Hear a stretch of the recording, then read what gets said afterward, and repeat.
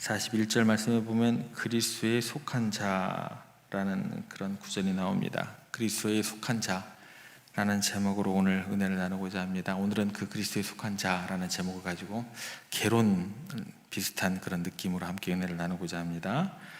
도대체 나라는 존재가 누구인지, 또 어떤 위상으로 살아가고 또 무슨 기준으로 사람을 대해야 되는가, 이게 굉장히 중요한 우리들 가운데 있는 그 숙제가 될 것 같습니다. 오늘 본문 앞에 보면 우리가 지금까지 이렇게 살펴봤는데 33절에 37절까지 제자들의 다툼이 나옵니다. 그 다투는 내용은 누가 크냐라는 그 내용이었죠. 내가 크다, 네가 크냐 내가 크냐, 이런 제자들 그런 공동체 안에서 크기 경쟁이 일어났다는 것입니다. 늘 사람들은 그래요. 몇 사람만 모여도 이제 키재기를 한다라는 거예요. 그리고 키재기한 결과 나보다 좀 부족한 사람은 철저하게 무시해요. 그렇죠? 서열이 가려집니다. 그리고 나보다 높은 사람들, 자기가 넘볼 수 없는 사람들에 대해서, 또 뛰어난 사람들에 대해서 무조건적으로 이제 추종하는 그런 모습을 보게 됩니다. 인간의 어떤 본성이 잘 나타나는, 잘 보여주는 어떤 그런 장면이죠. 사람들은 늘 이렇게 줄을 세우고 서열을 매기는 것, 그런 것들. 이와 비슷한 이야기를 성경에서도 우리가 심심치 않게 찾아볼 수 있습니다. 예를 들어서 이제 사울 왕과 다윗 왕의 이야기를 보게 되면, 사울은 왕으로서의 그 힘을 가지고 있었지만서도 다윗이 골리앗을 물리치고 난 후에 백성들의 사랑을 받자 이제 질투와 또 경쟁심에 이제 휩싸이게 됩니다. 이제 아무 일도 못하게 되는 거예요. 그 순간 사무엘상 18장에 보면 이런 얘기를 하죠. 사울을 죽인 자는 천천히요, 다윗 죽인 자는 만만이로다. 왕으로 있음에도 불구하고 사람들이 이렇게 사울 왕과 다윗에 대해서 이렇게 비교를 하다 보니까 이 노래를 들은 사울이 다윗을 경계하게 되는 그런 장면이 나오게 되더라는 것입니다. 인간의 본성이 얼마나 경쟁적이고 그렇게 줄을 세우고 서열을 중시하는지 잘 보여주는 그런 장면입니다. 사람들은 이제 서열을 매기면서 그 서열에 따라서 굉장히 사람들을 차별하게 되는, 그 순간 모든 게 깨지는 거예요. 질서가, 창조 질서가. 그래서 누가 크냐는 경쟁이 일어났다라는 것이죠. 그게 이제 우리가 살펴본 겁니다. 이게 인간의 본성에 대한 한 측면이에요. 우리가 지금까지 살펴봤던 그 구절을 통해서 오늘 우리가 읽었던 부분은 이 본성 말고 다른 죄성이 또 하나 등장하게 됩니다. 다른 죄성이 뭐냐면 두 번째 이제 인간의 죄성이에요. 우리가 읽었던 부분은 전에하고 구별을 지으셔야 됩니다. 두 번째 죄성은 뭐냐면 인간의 아주 중요한 죄성 가운데 하나인데, 이것도 꼭 어떤 모임이 가운데 있게 공동체가 구성되면 끼리끼리 모여요. 이것도 인간의 죄성 가운데 하나입니다. 오늘 제자들도 그래요. 누가 크냐라고 어떤 죄성이 그대로 적나라하게 표현되고 난 다음에 그 다음에 이제 나오는 죄성이 뭐냐면 끼리끼리 모인다는 거예요. 우리끼리 이런 모습이 나오게 된다는 거예요. 그리고 이게 문제가 되는 것은 뭐냐면 끼리끼리 모여서 뭔가 긍정적인 에너지가 나오면 좋아요. 근데 이게 그렇지 않아요. 제자들도 그래요. 내가 관여하는 그룹에 들어오지 않는 다른 그룹은 어떻게 할까요? 철저히 배척합니다. 이게 문제예요. 이게 두 번째 인간의 죄성입니다. 제자들 그룹에서 나오는 문제점이다라는 거예요. 여러분들 직장 생활 하시다 보면, 어느 학교에 가다 보면, 어느 모임에 가다 보면 참 신기하게 모이는 부류들이 꼭 있어요. 그죠? 어느 공동체를 가나 다 그래요. 근데 그 모이는 부류들의 특징이 뭐냐면 자기네 결속력을 강화하려고 하는 그런 의지가 담겨 있어요. 좋아요. 근데 이게 좋은 방향으로 움직이면 괜찮은데 자기를 따르지 않는 다른 그룹에 대해서는 어김없이 사람들 마음 가운데, 관계 가운데 어떻게 되는 줄 아세요? 비난을 합니다. 비난을 해요. 그 모임에 대해서. 색깔이 너무 다르네, 특징이 너무 다르네. 그래서 그 비난의 어떤 그 결과는 뭐냐면 다른 사람들의 그 다른 특징을 인정을 하지 않아요. 그럼 어떻게 돼요? 용납합이 없습니다. 그래서 그 다른 모임에 대해서 어떤 그 모습으로 나타나냐면 제거해야 될 대상으로 생각하게 되고, 저 모임은 깨져야 되고 우리 모임만 훌륭하고 깨끗하다, 이런 지경으로 이르게 된다라는 거예요. 이게 이제 문제다라는 것입니다. 심지어요, 하나님의 이름으로 모인 교회에서마저도 그래요. 봉사하는 사람들을 보더라도 따로 이렇게 딱 구별된 무리들이 있습니다. 이게 큰 문제다는 거예요. 그래서 고린도전서 1장에 보면 바울이 고린도 교회 안에서 이런 문제를 지적을 하는 거예요. 거기 보면 이렇게 나옵니다. 나는 바울에게, 나는 아볼로에게, 나는 게바에게, 나는 그리스도에게 속한 자라 하는도다. 초대교회, 초대교회에서도 우리만 문제가 되는 게 아니죠. 초대교회에서도 사람들이 자기가 속한 그룹을 강조하면서 다른 그룹을 배척하게 된다는 거예요. 이 내용에 대한 것은 이제 또 내일이나 모레 좀 더 깊게 좀 살펴볼게요. 사도 바울의 있었던 그 사역 가운데 고린도 교회에서도 그랬어요. 사도 바울이 뭐라고 얘기를 하냐면 그리스도가 어떻게 그렇게 나뉘었느냐라고 질문하면서 하나됨에 대해서 강조를 하게 되는 그런 모습을 보게 됩니다.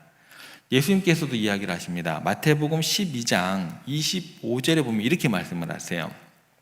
스스로 분쟁하는 나라마다 황폐하여질 것이요 스스로 분쟁하는 동네나 집마다 서지 못하리라.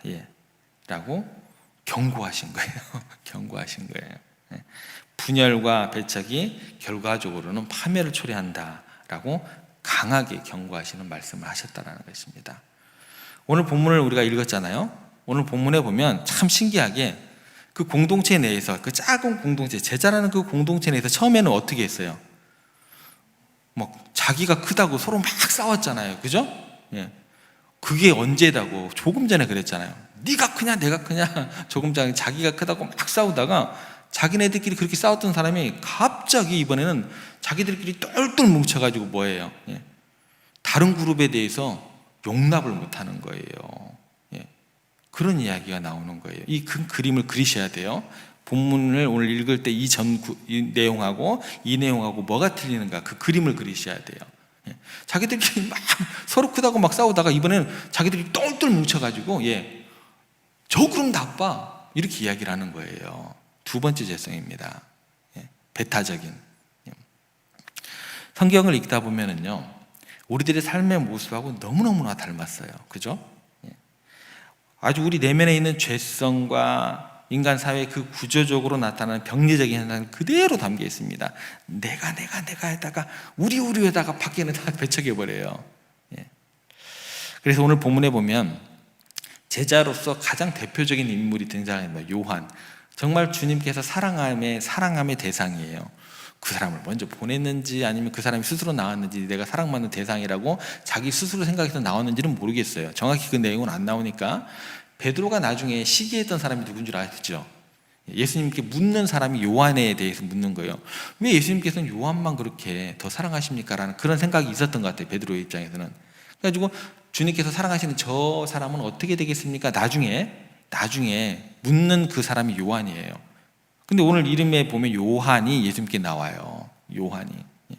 갑자기 대표되는 예수님과 가장 가깝다고 생각되어지는 그 대표적인 고유명사 요한이 예수님께 와서 이런 얘기를 하는 겁니다. 38절에 보면 우리를 따르지 않는 어떤 자가 주의 이름으로 귀신을 쫓아내는 것을 우리가 보고 금하였나이다 라고 말합니다. 여기 보시면 우리를 따르지 않는 이 구절을 딱 보시면 어떤 부류하고 어떤 부류가 있다는 게 그 마을 가운데 내포되어 있냐면 이 우리를 따르지 않는을 해석을 하면 먼저 우리라는 모임이 있다라는 거예요. 제자들 가운데 우리라는 모임이 딱 있는 거죠. 그리고 우리를 따르지 않는 그 의미 가운데는 또 어떤 의미가 동시에 내포되어 있어요. 우리를 따르지 않는 저들도 있다라는 거예요. 우리끼리도 있고 저들끼리도 이 두 부류가 있다라는 거죠. 두 부류가 있다라는 것입니다. 그래서 지금 제자들이 하고자 하는 이야기가 뭐예요? 하고자 하는 모습이 뭐예요? 행동이 뭐예요? 우리를 따르지 않는 저 사람들을 우리의 입맛대로 통제를 하려고 해요. 그죠? 우리의 입맛대로 통제를 해야겠어요. 우리가 좀 우리의 발 밑으로 좀 들어왔으면 좋겠어요. 통제를 하려고 하고 결과적으로는 뭐예요? 쫓아내려고 해요. 그렇게 말을 안 들으면 제거하려고 하고 금하려고 하고 그렇게 그런 모습들이 나오더라는 거예요. 정말 중요한 게 뭔 줄 아세요? 이제 우리가 계속 살펴봐야겠지만 그리스도에 속한 자라는 그 내용에 대한 것들은 처음 시작할 때 어떤 그룹에 속한 자인가, 이게 중요한 게 아니에요. 예수 그리스도에 속한 자, 이게 정말 중요하다. 우리의 마음의 중심에 누가 있느냐, 이게 더 중요하다라는 거예요. 이건 내일 더 구체적으로 살펴보겠습니다. 중요한 것은 어느 그룹에 속해 있느냐가 아니에요. 우리의 마음의 중심에 누구를 모시고 있느냐라는 게 더 중요하다는 거예요. 어느 날 두 친구가 산길을 걷고 있었는데 갑자기 앞에 곰이 딱 나타났어요. 큰 곰이 나타났어요. 한 친구가 다른 친구를 보고 우리 어떻게 할까? 라고 물었습니다. 그 친구가 어떻게 할까 물은 그 내용 가운데는 어떤 의미가 담겨 있는 거예요? 곰을 딱 나타났으니까 무슨 말이에요? 우리가 어떻게 하면 우리가 힘을 합쳐서 이 위기를 벗어날까? 이런 뜻이 담겨 있는 거죠. 그죠?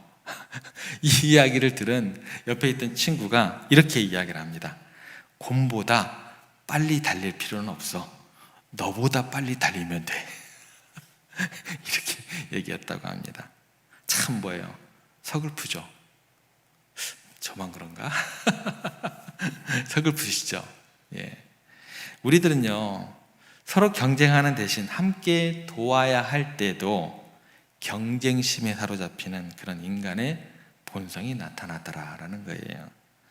우리 그리스도인들은요, 어느 그룹에 또 어떤 이익을 위해서 또 얽매이면 안 되고 철저하게 무슨 중심이에요?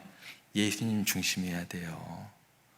예수님 가치 중심이에요. 성경의 가치 중심이에요. 옳은 길을 따르는 그 중심이어야 된다라는 거예요. 제가 가끔 가다가 교회에서 이렇게 교제하면서 식탁 공동체를 함께 하시면서 이런저런 이야기를 하시는 중에 무슨 당 정치적인 성향의 이야기를, 또 특별한 정치인에 대한 이야기를 식사 중에 다른 사람들과 함께 이야기하는 중에 종종 이야기하신 걸 제가 들어요. 다시 한번 부탁드립니다. 절대 이야기하지 마시기 바랍니다. 하지 마세요. 하는 거 아니에요. 제가 너무 많이 들었어요. 몇 번. 거기에서는 제가 뭐라고 못합니다. 예, 그러세요. 단상에 올라와서는 말씀 중에는 제가 강하게 얘기합니다. 절대 세종교회에서는 정치 얘기하지 마십시오. 교제하는 자리 떠나십시오. 듣지 마십시오.